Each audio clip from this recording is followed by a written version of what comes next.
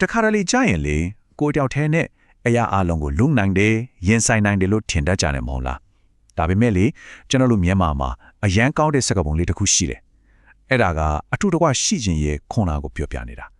ကဲဒီနေ့အဲ့ဒီစကားပုံလေးအကြောင်းကိုတစ်ချက်လောက်ကြည့်လိုက်ကြအောင် ကဲမေခုံးတော့ကိုမေးကြည့်မယ်တက်ပင်တပင်နဲ့ကမိုးကိုတားနိုင်မလားစဉ်းစားကြည့်လေမိုးတွေတအားတင်းနေကအချိန်မှာတက်ပင်တပင်နဲ့အောက်တော့ခိုရင်အဲ့ဒီတပင်ကကိုယ့်ကိုတကယ်ပဲလုံလုံချုံချုံအကအကွယ်ပေးနိုင်မလား ဟုတ်တယ်ဘဝမှာလည်းအဲ့လိုပဲ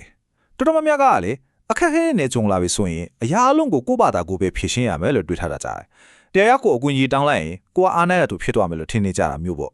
ဒါပေမဲ့အဲ့ဒီလိုအထွေးမျိုးကိုကြောင်းပြန်လန့်လိုက်တယ်ကျွန်တော်တို့ရဲ့ရှေးစကားပုံလေးတစ်ခုရှိတယ်ဗျအဲ့ဒါကဘာလဲဆိုတော့တပင်နဲ့မိုးမထားလိုက်တဲ့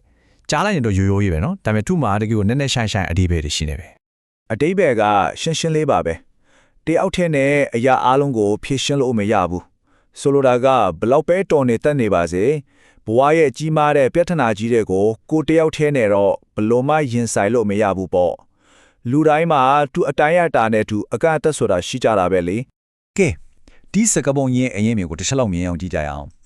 ကိုကလဲကွင်းပြင်ကြီးထဲမှာရှောက်သွားနေတယ်ဆိုပါစို့ရုတ်တရက်မိုးကဒီထဲမြင်မြင်ရွာချလာရတော့အဲ့ဒီမှာတစ်ပင်တစ်ပင်နဲ့ရှိတယ်ဆိုရင်အဲအောင်ဝင်းခိုးလာတင်မလုံးကြုံကိုလေဟုတ်တယ်မလားအဲ့ဒီစားတစ်ပင်နဲ့အများကြီးနဲ့စိမ့်စုံနေတဲ့တောအုပ်တစ်ခုတည်းသာဆိုရင်တော့တကယ်ကိုလုံးကြုံနဲ့ခွန်နာချနေတာသွားပြီပေါ့ကျွန်တော်ရဲ့ဘဝကလည်းအဲ့လိုပါပဲတကယ်ထူးတယ်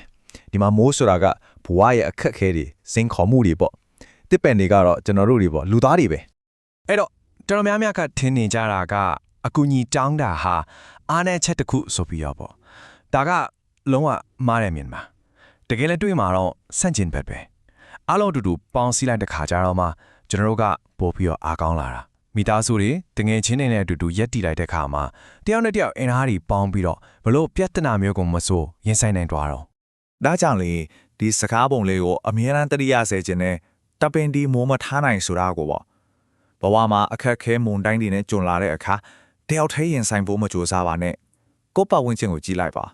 ကိုယ့်ကအားကိုးရဖြစ်တဲ့တောအုပ်ကိုရှာပြီးအတူတူကရက်တီလိုက်တာကအကောင်းဆုံးပါပဲ